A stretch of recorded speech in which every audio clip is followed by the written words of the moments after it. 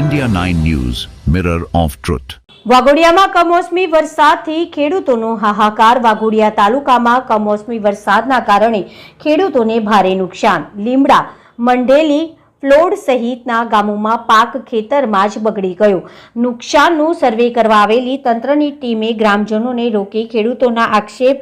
Online સર્વેમાં વાસ્તવિક માહિતી ચડતી નથી। ગ્રામજનોએ ઓનલાઈનની જગ્યાએ ઓફલાઈન સર્વે કરવાની જોરદાર માંગ કરી। કૃષિ પ્રગતિ એપ્લિકેશન કામ ન કરવાના કારણે સર્વે કામગીરી ખોટવાઈ। તંત્રના સર્વે દરમિયાન ખેડૂતોનો રોષ। ખેડૂતોની માંગ 100% વળતર તરત સહાય જાહેર થાય।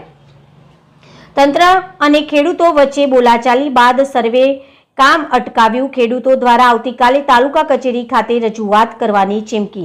અહેવાલ વિષ્ણુભાઈ ભાટિયા, વાઘોડિયા।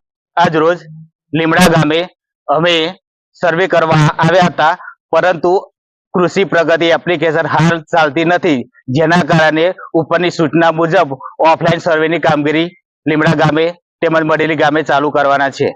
ખેડૂતોની માંગણી છે કે તમે ઓફલાઈન સર્વે કરો અને ટોટલી નુકસાન છે નુકસાન પ્રમાણે જોઈને ચેક કરીને વળતરની માંગણી છે ખેડૂતોને। જે કમોસમી વરસાદના જે નુકસાન થયું છે એમાં 100% નુકસાન છે।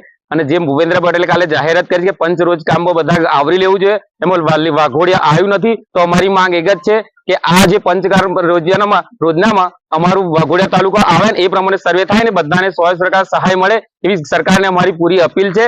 અને અમે લીમડા, મઢેલી બધા ગામના ભેગા થઈને રજૂઆત કરીએ છીએ। વાત કરવા માંગુ છું કે આજે વાઘોડિયા તાલુકાની અંદર ડાંગર પાકનું સદંતર નુકસાન થયેલું છે। 100% સૌરાષ્ટ્ર સાઈડ 2 વખત નુકસાનની સહાય આપવામાં આવે છે। વાઘોડિયા તાલુકો વર્ષોથી સહાયની અંદર વંચિત રહી જાય છે। સર્વે થઈ જાય છે, બધું થઈ જાય છે, પણ ક્યારે પણ વાઘોડિયા તાલુકાને સહાય મળી નથી।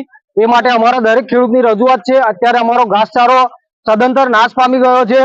ગાયોને કે ભેંસોને ખવડાવવા માટે ઘાસચારો પણ રહ્યો નથી।